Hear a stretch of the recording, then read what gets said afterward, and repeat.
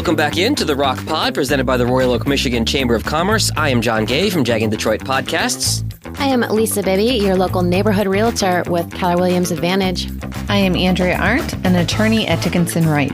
And I'm Trish Carew, third-generation jeweler and owner of Your Personal Jeweler. And today we have with us Judy Maten from the Michigan World War II Legacy Memorial. Judy, welcome. Thanks for being here. Thank you very much for having me. So give us the basics about the memorial before we kind of take a deeper dive into it and the specifics.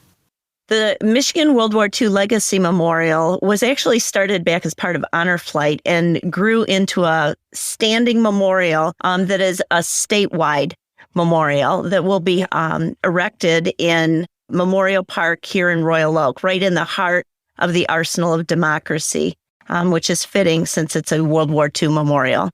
The Michigan World War II Legacy Memorial is a statewide memorial, so it will represent cities and citizens from across the state as we honor Michigan's greatest generation. So we are working very closely with organizations around the state, which differentiates us from the local memorials that each city may have to honor their war veterans. And very quickly, you mentioned the honor flights. For those of our listeners who don't know, that is for a lot of these World War II veterans, these greatest generation, that was putting them on flights and getting them a trip to D.C. and other places to see these memorials honoring their service, correct?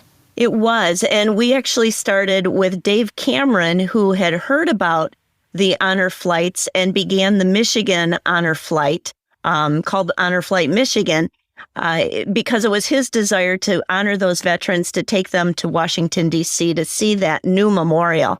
And after they had transported 1,400 World War II veterans to the memorial in D.C., they decided it was time to bring the memorial home and to erect a memorial that would honor our state's greatest generation, and it landed right here in Royal Oak. So, Judy, Michael Gordon, who was the former Royal Oak Chamber president, created the original design of the layout of the memorial. Can you talk us through what he's done and how he was involved? Yes, thanks. That's a great question, Andrea. Michael Gordon was the main architect for the memorial, but he was very good at working with World War II veterans. And it's one thing that we've really tried to maintain is a connection with the World War II veterans. The sculptor that worked on the statues as well, Larry Halbert, to bring an authenticity to the story that we're telling.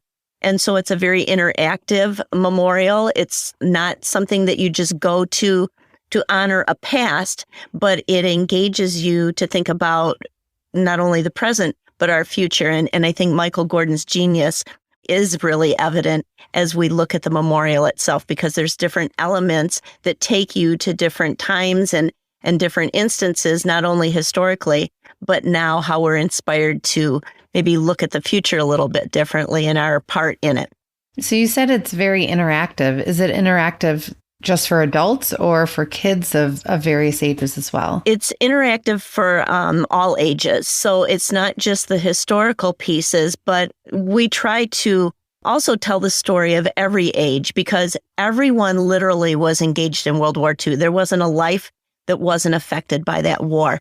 And so, say, children coming will see a statue of children picking milkweed pods because the Dutch Antilles were taken over in the Pacific by the Japanese, which cut off the supplies for stuffing for life vests. And you may think, oh, what does that have to do with anything? Well, our sailors needed those life vests. And so it was a scientist in Chicago that developed the replacement for that stuffing that came from milkweed. And we happen to have an abundance of the milkweed in the northern part of our lower peninsula. And children would actually get days off school to go out into the fields to pick milkweed.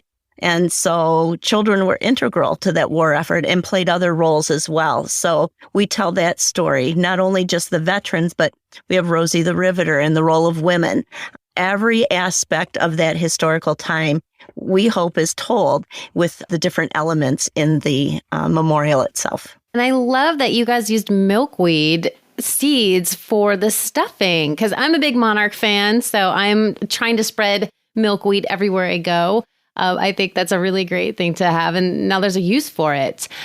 So rumor has it that you guys are going to be breaking ground in April. So are there any fundraisers that you guys are doing right now to raise funds for this? Yeah, we are so excited that we're able to break ground. Our groundbreaking is going to be held April 7th, so everybody needs to mark your calendar at 2:00 in the afternoon. It's a Thursday at the memorial site up in Memorial Park at 13 and Woodward. Karen Newman is on slate to sing the national anthem. We have veterans, World War II veterans, that'll be there with the shovels to break the ground for the memorial itself. And we're starting phase 1 of the memorial, which is the walkway. One of our statues will be unveiled. Our memorial bricks will be laid. That's phase 1. And then we have other phases that we're continuing to raise money for. So we're looking for business support, individuals, foundations to help make the entire memorial reality. We're hard at work at raising funds. And Judy, the memorial is for more than just Royal Oak, right? Oakland County and the general Metro Detroit area as well? Yes, Trish. We're working closely with other organizations throughout the state, both veteran organizations, museums, individuals, because it does represent the entire state. And when you look at the history of World War II in Michigan, literally the whole state was engaged, whether it was manufacturing and production, for sure the calling forth of those that were serving overseas, and even the training of those people, along with the ingenuity that came out of our manufacturing processes and plants here in Michigan. Michigan was really critical to victory. And so as a state, we're representing all of that in the memorial that'll be here in Royal Oak. You mentioned a moment ago these life-size bronze statues, Judy. Could you talk about those in a little bit more detail? Yes, they represent land, sea, and air, really telling the story not only of what was going on over in the war front, but also what was going on back home to support the effort overseas. So we have the land scene that we have, which is Joe, and he'll be the first statue that'll be unveiled. Joe is reading a letter in the foxhole because communication and moral support was so important. And we have then the complementing statues for the home front of mom and dad sitting in an armchair, listening to the radio and hearing reports. So again, communication being so important while mom is writing the letter. And then we have the sea scene where we've got a coastal watcher wearing that life vest that I was telling you about earlier, as well as the children picking the milkweed pods so that they could stuff that life vest. And then in the air scene, we've got Rosie the Riveter busy riveting an airplane panel. And then we've got a Tuskegee Airman who were actually trained at Selfridge Air Force Base, as well as the bomber pilot prepping to go into the planes. And so that's our air scene. So every aspect of the war is being covered. And then both, like I said, on the home front, of the industry, the ingenuity, the participation by every single citizen, as well as what was going on over in the war front. What a great kind of history lesson and kind of get back into the times.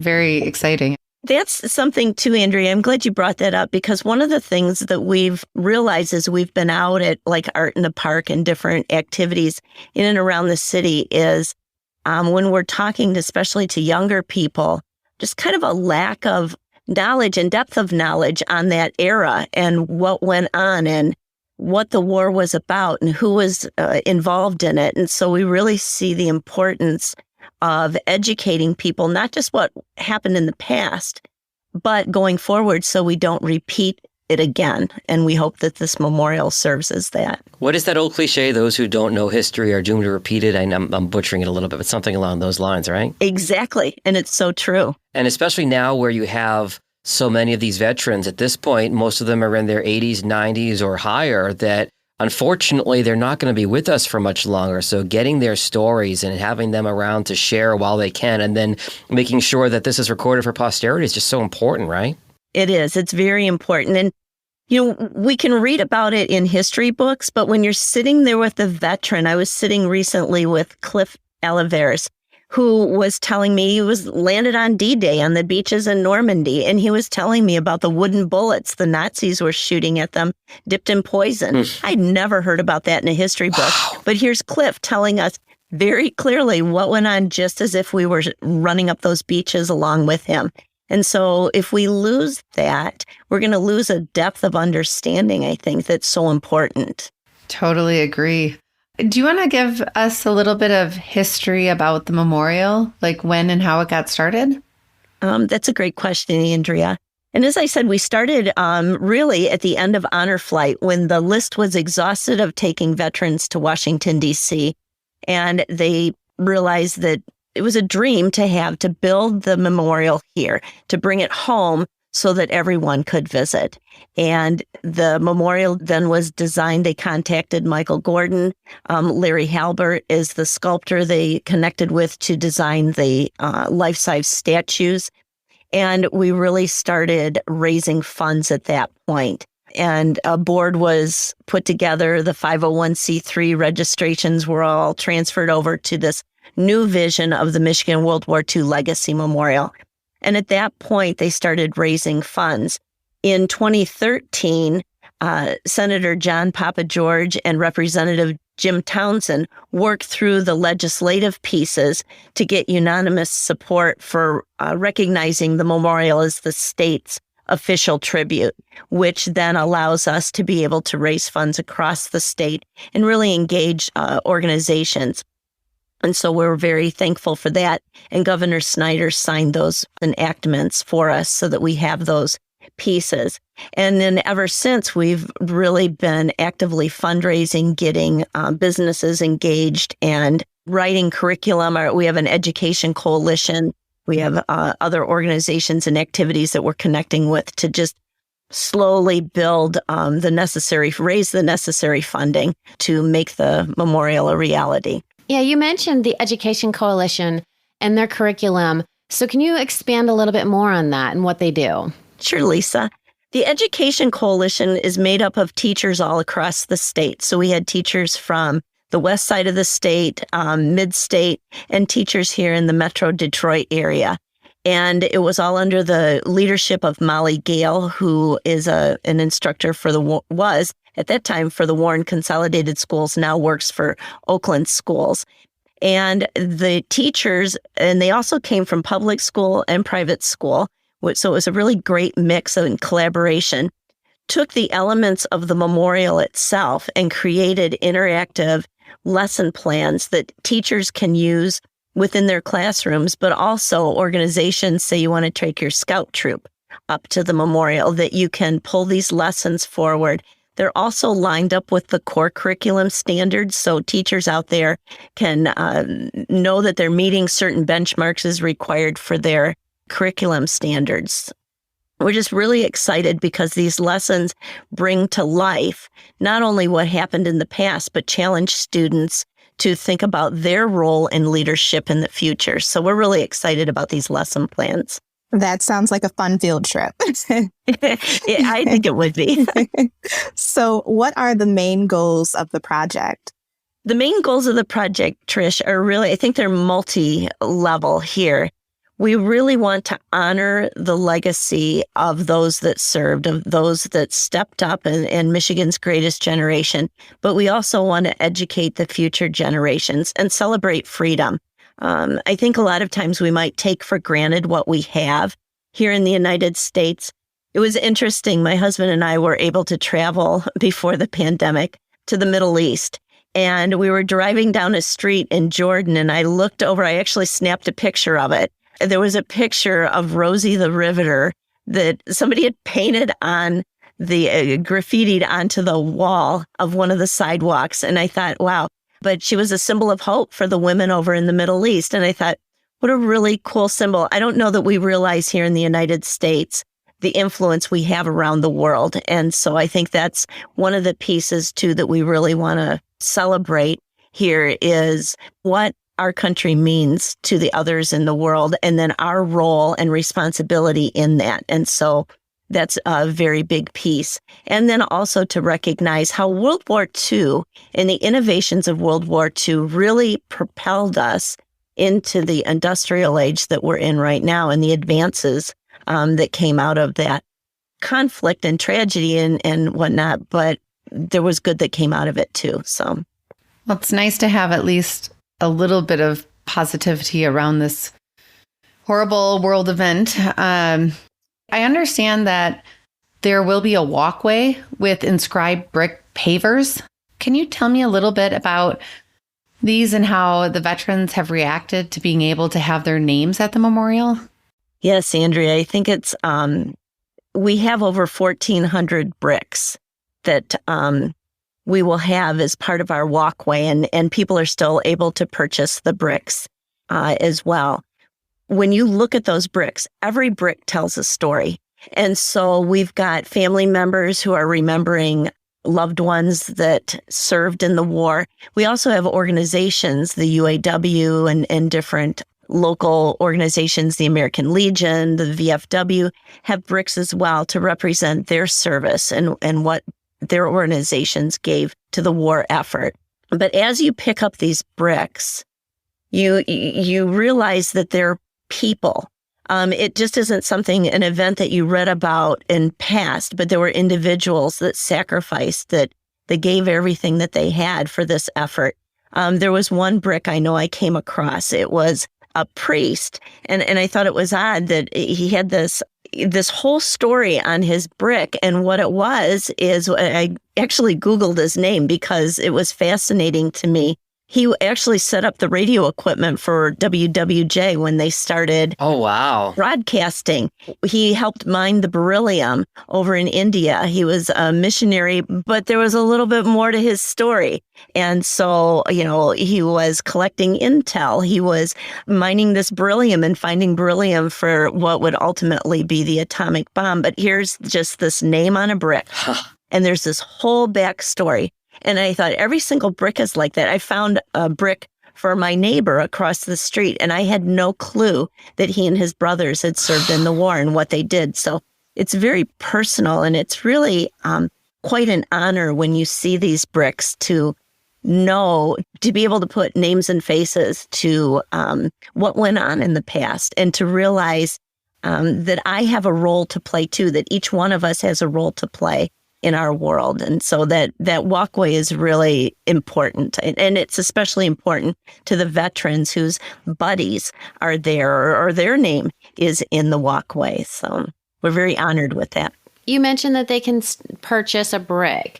Are they still able to purchase bricks? And will they be able to continue to purchase bricks even after this has been initially built? Yes, we've allocated space for extra bricks. If people are interested in purchasing a brick, they can go to our website, and we have all the information online for that. Okay, great. We'll definitely make sure you have some time to give us that website at the end here. I will. And I did want to ask you, how can we help? Is there ways that we can get involved? Yes, that's on our website as well. We really do need the support. They say it takes a village to raise a child, and it takes a state to build this memorial. And so we really do look to individuals, and the monetary donations are absolutely necessary. So grants, foundations, organizations, individuals. But we also need volunteers, and we have some very specific needs. Of course, helping out at events is always important, but also with certain skill sets. We would love more people on our education coalition as we develop new lesson plans and kind of expand our lesson plans that we do have. So teachers, and we're especially finding retired teachers are just a great resource. So anyone in education, we can definitely need social media. We have databasing. There's all kinds of vehicles to help out. And so again, you can sign up to volunteer on our website as well. And now it is time for our fishbowl question of the day, where we pull a totally random question for you. John, can you pull our fishbowl question of the day? All right, let's dig in here and take a look. Okay, Judy, when you were a kid, what did you want to be when you grew up? A scientist. A specific scientist? Was there something that caught your interest? Or? A chemist. I had a chemistry set when I was little. I I got when I was in second grade, and I loved dumping everything together and throwing a match in it, much to my mother's dismay. And I did. I became a chemical engineer and worked at General Motors for a while. So you actually got to be what you wanted to be when you grew up. I got That's to be awesome. yeah. And my kids had the best science experiments and science displays. So, no. Nice. Judy, I know that the memorial probably takes up a huge chunk of your time, but outside the memorial, what do you do as far as like your spare time and hobbies? I'm a member of the National Shrine of the Little Flower Basilica. So I do a lot of work down there. I'm a spiritual director. So I went from chemistry to spiritual direction. And I see a connection in all of it. So, and I have 7 grandkids with one more on the way. And we just love, playing with our grandkids. And I really, to me, teaching others to be responsible citizens is really an important piece. And I carry that with all that I do. So that's why this project means a lot to me. So great to have you on here today, Judy. Do you want to give the listeners a quick way that they can reach you, via email or your website? We would love to have people contact us on our website. And our website is michigan2memorial.org. Also, they can snail mail us if they'd like. Our address is the Michigan World War II Legacy Memorial, P.O. Box 8237. That's in Royal Oak, 48068. And then you can also email us through our website as well. So our website is kind of the one-stop shop for everything. Well, thank you. It was such a pleasure having you on our show today, Judy. We loved hearing about the stories of the history and our past. My name is Elisa Bibby, and I'm a realtor with Keller Williams Advantage. I put the real back in realtor. Looking to buy or sell your home, purchase an investment property, or even start an Airbnb? You can find me on YouTube and Instagram and Facebook at Sold by Lisa B. I'm Trish Caruth, third-generation jeweler and owner of Your Personal Jeweler. I specialize in creating custom engagement, wedding rings, and fine jewelry. You can find me on Instagram and Facebook at The Personal Jeweler or on our website, www.thepersonaljeweler.com. My name is Andrea Arndt. I am an intellectual property attorney at Dickinson Wright, and I help my clients protect their inventions and build their brands. You can find me on LinkedIn and on our firm's website, www.dickinsonwright.com. And I am John Gay from Jag in Detroit Podcasts. For help creating a podcast or improving your existing show or any questions you have under the sun about the entire world of podcasting, you can find me at jagindetroit.com or on social media at jagindetroit. We'll have the website for the Michigan World War II Legacy Memorial in our show notes, so you can check that out there. The Rock Pod is presented by the Royal Oak Chamber of Commerce. You can find out more about the Royal Oak Chamber at royaloakchamber.com. And if you or someone you know wants to be a guest on the Rock Pod, you can always shoot us an email at therockpod, TheRockPod, therockpod @gmail.com. Thanks, everyone.